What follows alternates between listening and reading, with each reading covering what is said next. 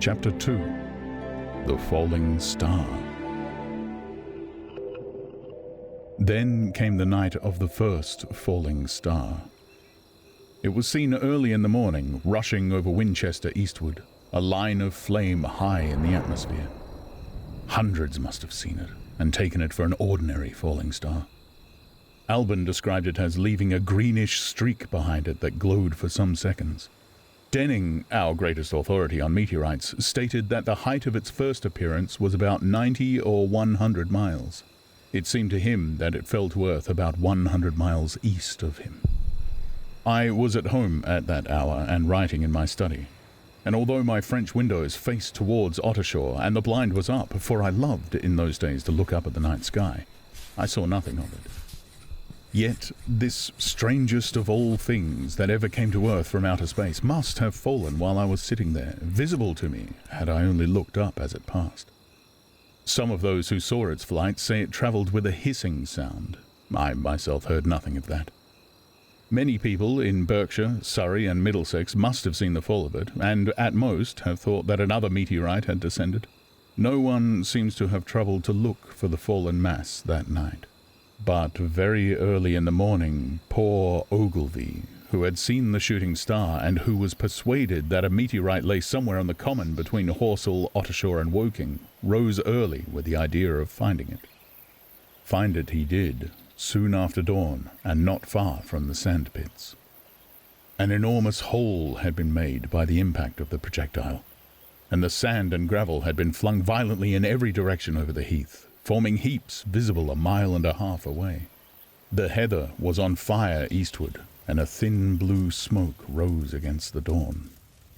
The thing itself lay almost entirely buried in sand, amidst the scattered splinters of a fir tree it had shivered to fragments in its descent. The uncovered part had the appearance of a huge cylinder, caked over and its outline softened by a thin, scaly, dun-coloured incrustation. It had a diameter of about 30 yards. He approached the mass, surprised at the size and more so at the shape, since most meteorites are rounded more or less completely. It was, however, still so hot from its flight through the air as to forbid his near approach. A stirring noise within its cylinder he ascribed to the unequal cooling of its surface, for at that time it had not occurred to him that it might be hollow. He remained standing at the edge of the pit that the thing had made for itself, staring at its strange appearance, astonished chiefly at its unusual shape and colour, and dimly perceiving even then some evidence of design in its arrival. The early morning was wonderfully still, and the sun, just clearing the pine trees towards Weybridge, was already warm.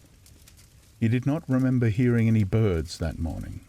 There was certainly no breeze stirring, and the only sounds were the faint movements from within the cindery cylinder.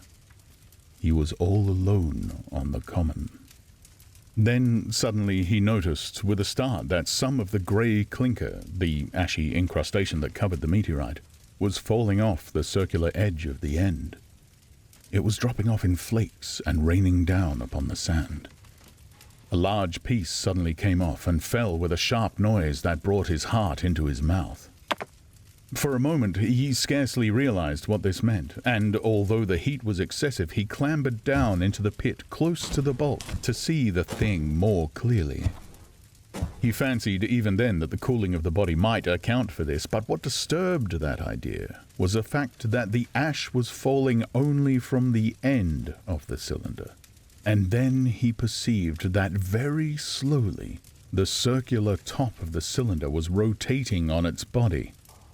It was such a gradual movement that he discovered it only through noticing that a black mark that had been near him 5 minutes ago was now at the other side of the circumference.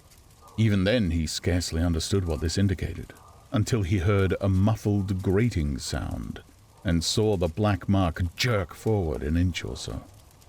Then the thing came upon him in a flash.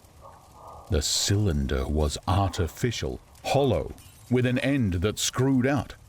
Something within the cylinder was unscrewing the top. "Good heavens," said Ogilvy. "There's a man in it, men in it, half roasted to death, trying to escape." At once, with a quick mental leap, he linked the thing with the flash upon Mars. The thought of the confined creature was so dreadful to him that he forgot the heat and went forward to the cylinder to help turn. But luckily, the dull radiation arrested him before he could burn his hands on the still glowing metal. At that, he stood irresolute for a moment, then turned, scrambled out of the pit, and set off running wildly into Woking. The time then must have been somewhere about 6 o'clock. He met a wagoner and tried to make him understand, but the tale he told and his appearance was so wild, his hat had fallen off in the pit, that the man simply drove on. He was equally unsuccessful with the potman who was just unlocking the doors of the public house by Horsell Bridge. The fellow thought he was a lunatic at large and made an unsuccessful attempt to shut him into the tap room. That sobered him a little, and when he saw Henderson, the London journalist, in his garden, he called over the palings and made himself understood. Henderson, he called. you saw that shooting star last night? Well, said Henderson. It's out on Horsell Common now. Good Lord, said Henderson. Fallen meteorite, that's good. But it's something more than a meteorite. It's a cylinder, an artificial cylinder, man. And there's something inside. Henderson stood up with a spade in his hand. What's that? He said.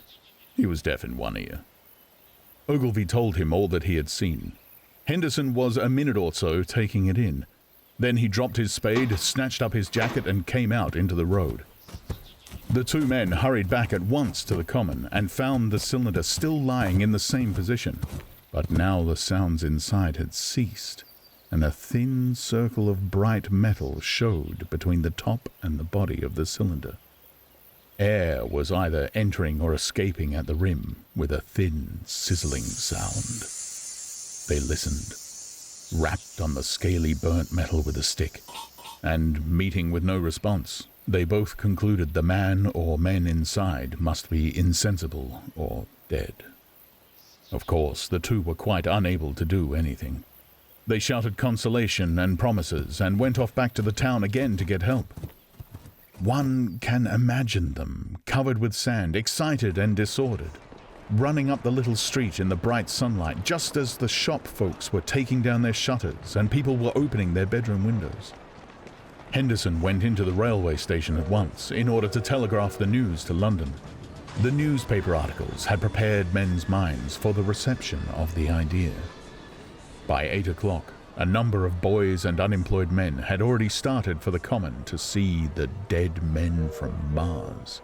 That was the form the story took. I heard of it first from my newspaper boy about 9:15 when I went out to get my daily chronicle. I was, naturally, startled, and lost no time in going out and across the Ottershaw Bridge to the sand pits.